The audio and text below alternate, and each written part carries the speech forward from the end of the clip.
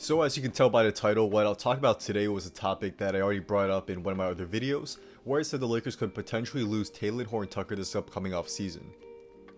There has been more information that's come about with his upcoming contract, which credit to NBC Sports for the breakdown, and theoretically, THT can make up to about $9.5 million for the 2021-22 season, $10 million for the following year, then $31 million after that, and finally $32 million for the 2024-25 season. Of course, this is all theoretical, and a maximum a team can offer Horton-Tucker on a poison-filled contract per year, and I do not think he's going to get that much obviously in the third and fourth years. But I do think he's still going to get a huge amount backloaded in those final years, and I wanted to go over what kind of contract the Lakers should match on a poison-filled contract, and expect to see from other teams' offers, what this means for the Lakers' future cap space, and why the Lakers may end up having to drop one of THT, Shooter, or Caruso this upcoming offseason, and which guy it should be. And very quickly before we get into it, if you want to see more interesting NBA content just like this, be sure to drop a like and subscribe, as I really appreciate all your guys' support. So for a quick background and a basic explanation to those who haven't heard of what a poison pill contract is, it essentially allows opposing teams to offer restricted free agents the maximum certain players are capped out in the first and second years, and then heavily increasing the salaries in the final years.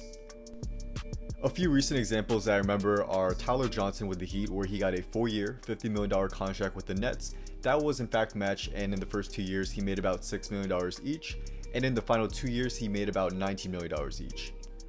Two more other examples are Jeremy Lin and Omer Sheik with the Rockets, as they both got 3-year, $25 million contracts in 2012, where they made $5 million in the first 2 years each, and then $15 million in that final year.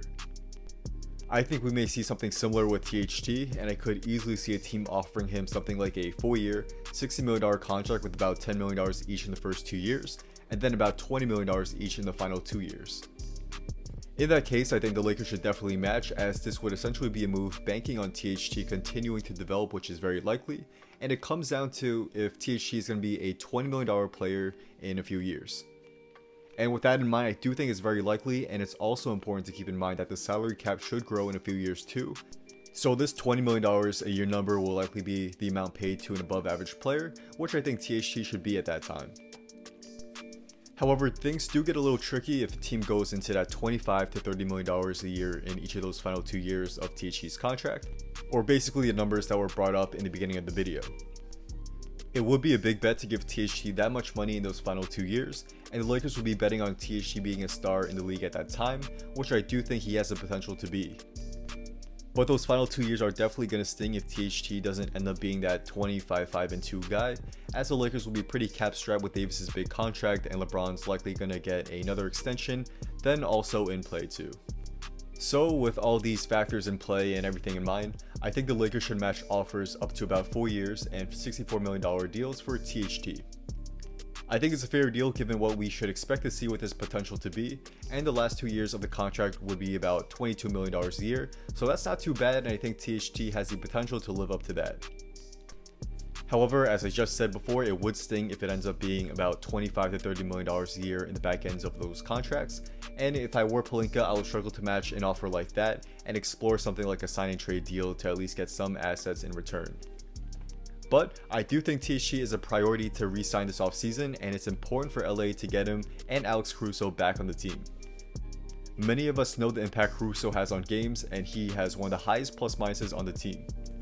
He just makes winning plays, and he should be a priority over Shooter in free agency in my opinion.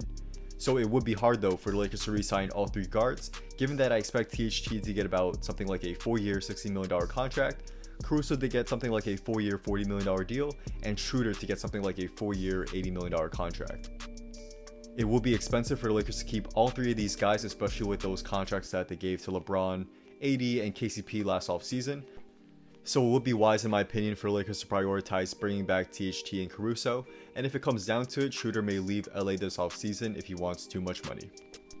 So that's a wrap. Thank you guys all for watching. If you guys did enjoy this video and want to see more daily NBA content just like this, be sure to drop a like and subscribe, as I really do appreciate all your guys' support. Also, be sure to follow me on Instagram and hit me up if you want to talk about basketball or business. Just drop a comment down below my photo or DM me, and I'll definitely try to get back to most of you guys there. Drop a comment down below, what kind of contract do you think THT will get this upcoming offseason, and what do you think the Lakers should match up to? Let me know as I do more comments. I'm definitely interested to see what you guys have to say here as well. So without that being said, once again, thank you guys all for watching, and hopefully I'll see you on our next video. Peace.